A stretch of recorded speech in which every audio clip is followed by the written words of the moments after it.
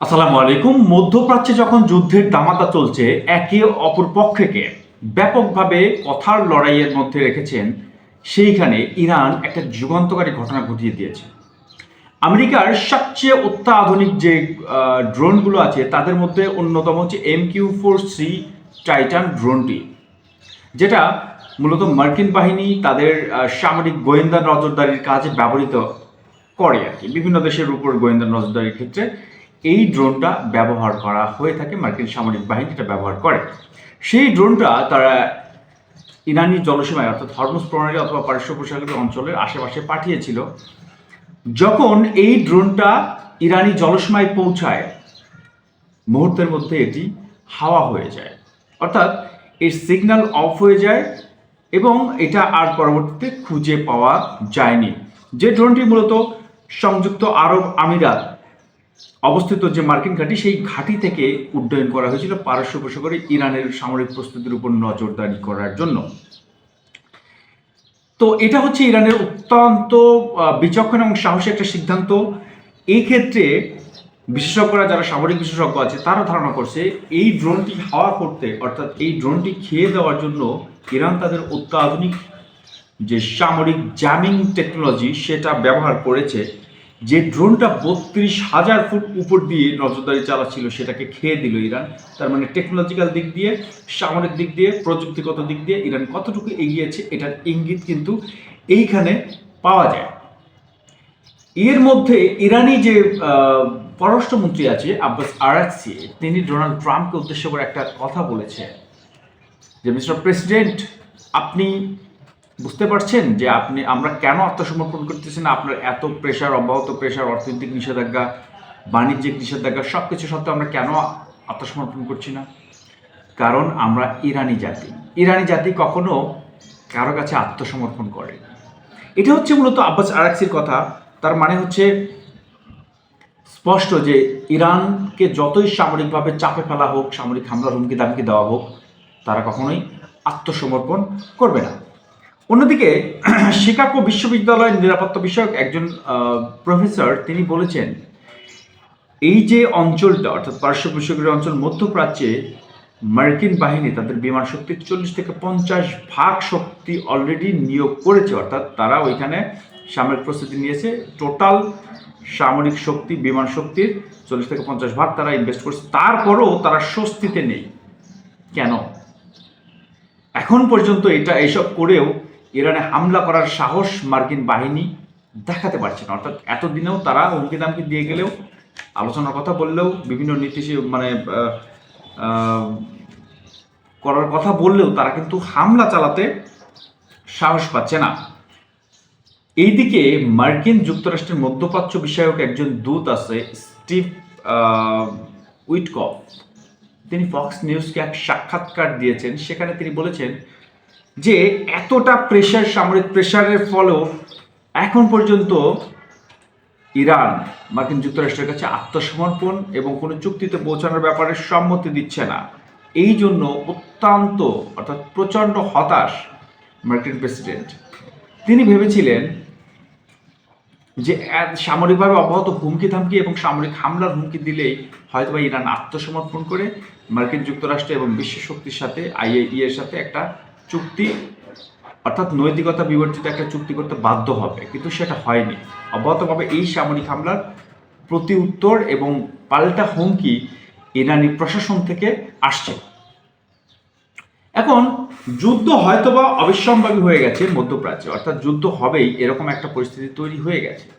আর সেজন্য ইরানি সর্বোচ্চ ধর্মীয় নেতা আয়াতুল্লাহ খামেনি একটা স্টেপ নিয়েছেন, যেখানে যদি সামরিক হামলায় এবং গুপ্ত হামলায় ইরানের শীর্ষ পর্যায়ের নেতৃস্থানীয় ব্যক্তিগুলো নিহত হন, এমনকি আয়াতুল্লাহ খামেনি অর্থাৎ সর্বোচ্চ ধর্মীয় নেতাও যদি নিহত হন, সেক্ষেত্রে যাতে করে মার্কিন বা পশ্চিমাদের কাছে আত্মসমর্পণ ইরানিরা না করে এবং ইরানি শাসন ব্যবস্থা ভেঙে না পড়ে, সেই জন্য সুদূরপ্রসারী একটা সিদ্ধান্ত নিয়েছেন। তিনি ইরানের জাতীয় নিরাপত্তা উপদেষ্টা যিনি আছেন, আলী লারিজানি, তাকে তার উত্তরসূরি নির্বাচিত করেছেন। শুধু এটা না, প্রত্যেকটা প্রশাসন, তিনি বলেছেন যে এই শুধু একজন না, 4 স্তরের উত্তরাধিকার নির্বাচন করা হয়েছে। অর্থাৎ আলী নারিজিনিও যদি খুন হয় বা হত্যা হয়, গুপ্ত হত্যার শিকার হয়, তাহলে তার পরবর্তী থেকে এবং তার পরবর্তী থেকে সেটাও তারা ঠিক করে গেছে, ঠিক করে ফেলেছেন। কারণ আলী নারিজিনি এমন একজন লোক, তিনি ধর্মীয় বা আলেম সমাজের না হলেও অত্যন্ত বিচক্ষণ, সিদ্ধান্ত নিতে অত্যন্ত কার্যকরী সিদ্ধান্ত নেন এবং সামরিক দিক দিয়ে তার ব্যাপক একটা দক্ষতা রয়েছে, কারণ তিনি সামরিক অর্থাৎ আইআরজিসির সামরিক সাবেক কমান্ডার তিনি। এবং প্রশাসনের অন্য অন্য সেক্টর, সামরিক বাহিনী থেকে শুরু করে প্রত্যেকটা সেক্টরে তারা এই 4 স্তরের উত্তরাধিকার নির্বাচন করতে বলেছেন আয়াতুল্লাহ খামেনি, যাতে করে কখনোই তাদের মৃত্যু হলেও, এই শীর্ষস্থানীয় ইরানি নেতৃবৃন্দের মৃত্যু হলেও আমেরিকার কাছে যেন ইরান আত্মসমর্পণ না করে, ইরানের শাসন ব্যবস্থা যেন ভেঙে না পড়ে। তার মানে ইরান কতটুকু সুদূরপ্রসারী চিন্তা করেছে আমেরিকাকে নিয়ে, পশ্চিমাদেরকে নিয়ে। কখনোই ইরানি জাতি জীবন দেবে কিন্তু মাথা নোয়াবে না। মাসুদ পেজেশকিয়ান বলেছেন যে আমরা সর্বোচ্চ চেষ্টা করছি একটা সমঝোতায় আসতে, কিন্তু সেটা সমতার ভিত্তিতে হতে হবে। কখনোই এক পেশে অর্থাৎ আমেরিকা কেন্দ্রিক কোনো চুক্তিতে আমরা কখনোই যাব না। না যাওয়ার ফলে যদি আমেরিকা আমাদের উপর হামলা করে, এর জবাব এতটা কঠোর হবে যেটা আমেরিকানরা কখনোই চিন্তাও করতে পারেনি। টোটাল বিষয়টা হচ্ছে যে এই মুহূর্তে আমেরিকা তার সামরিক শক্তির সিংহভাগ, 1/3 নৌশক্তি, বিমান শক্তি তারা মধ্যপ্রাচ্যে ইরানকে কেন্দ্র করে জড়ো করেছে, এবং তারপরও ইরানে হামলা করার সাহস আসলে আমেরিকার হচ্ছে না। আমেরিকার জেনারেল চিফ অফ স্টাফ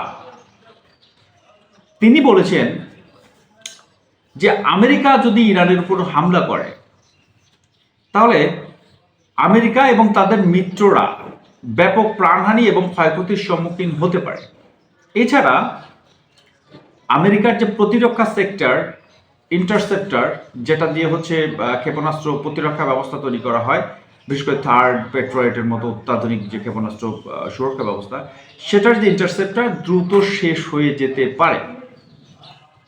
কারণ একটা ক্ষেপণাস্ত্র তৈরি করতে যতটুকু ইনভেস্ট লাগে, যতটুকু ভ্যালু লাগে, এই ইন্টারসেপ্টর তৈরি করতেও আয়রন ড্রোম বা মানে ওই যে ইসরায়েলের অত্যাধুনিক যে সকল প্রতিরক্ষা বিষয়গুলো রয়েছে, ক্ষেপণাস্ত্র প্রতিরক্ষা ব্যবস্থা, যেমন আয়রন ড্রোন, ডেভিড স্ল্যাম, এইগুলোতে যে ইন্টারসেপ্টর ব্যবহার, এগুলো অত্যন্ত ব্যয়বহুল। কারণ ডেভিড স্ল্যাম ব্যবহার করা হয় দূরপাল্লার ক্ষেপণাস্ত্র প্রতিরোধ ক্ষেত্রে। এই প্রতিরোধ ক্ষেত্র ভেদ করে ইরান কিন্তু আক্রমণ চালিয়েছে, কারণ তারা এই যে প্রতিরক্ষা সেক্টর ইন্টারসেপ্টর সেটা সরবরাহ ওইভাবে করতে পারেনি, অর্থাৎ ইন্টারসেপ্টর মাঝপথে এসে শেষ হয়ে গেছিল। এই যুদ্ধটা যদি আর কিছুদিন কন্টিনিউ হতো তাহলে ইসরায়েল এক পুরোপুরি ধ্বংসস্তূপে পরিণত হতো, তাদের প্রতিরক্ষা সরঞ্জাম শেষ হয়ে গেছিল। আমেরিকাও সেই আশঙ্কাটাই করছে যে ইরানের সাথে যদি দীর্ঘমেয়াদী যুদ্ধ হয়, ইরানের যে পরিমাণ ক্ষেপণাস্ত্র মজুদ রয়েছে সেই পরিমাণ প্রতিরক্ষা ইন্টারসেপ্টর কিন্তু আমেরিকার কাছে নেই, অথবা আমেরিকা সরবরাহ করতে হিমশিম খাবে, কারণ মধ্যপ্রাচ্য থেকে আমেরিকার দূরত্ব, ভূমির ভৌগোলিক দূরত্বটা বেশ অনেক জটিল। তো সব কিছু মিলিয়ে এই মুহূর্তে বলা যাচ্ছে যে আমেরিকা এবং ইরানের মধ্যে তৃতীয় পর্যায়ের যে বৈঠক অনুষ্ঠিত হতে যাচ্ছে 26শে ফেব্রুয়ারি বৃহস্পতিবার জেনেভার রাজধানী, সুইজারল্যান্ডের রাজধানী জেনেভায়, সেইখানে আব্বাস আরাগচি এবং মাসুদ পেজেশকিয়ান আশা করছেন যে আমেরিকার সাথে একটা সমঝোতা হয়ে যাবে, কারণ হচ্ছে লাস্ট সেকেন্ড টাইম যে আলোচনাটা হয় সেটাতে মোটামুটি আশাব্যঞ্জক কিছু এসেছে, এবং সেটা অত্যন্ত উৎসাহজনক বলেছেন মাসুদ পেজেশকিয়ান, যিনি ইরানের বর্তমান প্রেসিডেন্ট। তো আমরা আশা করবো যে আমেরিকার সাথে যুদ্ধ হবে না, তারপরে যুদ্ধ, যেহেতু পাগলা প্রেসিডেন্ট আমেরিকার ডোনাল্ড ট্রাম্প, তাকে আসলে ট্রাস্ট করার কিছু নাই, যে কোনো সময় সে এই আলোচনার মধ্যেও হামলা করে বসতে পারে। তো আমরা আশা করবো এই যুদ্ধ হলে ইরান কঠোর জবাব দেবে এবং ইরানের সর্বশক্তি দিয়ে আমেরিকাকে এবং ইসরায়েলকে ধ্বংস করে দেবে। শুভকামনা ইরানের জন্য।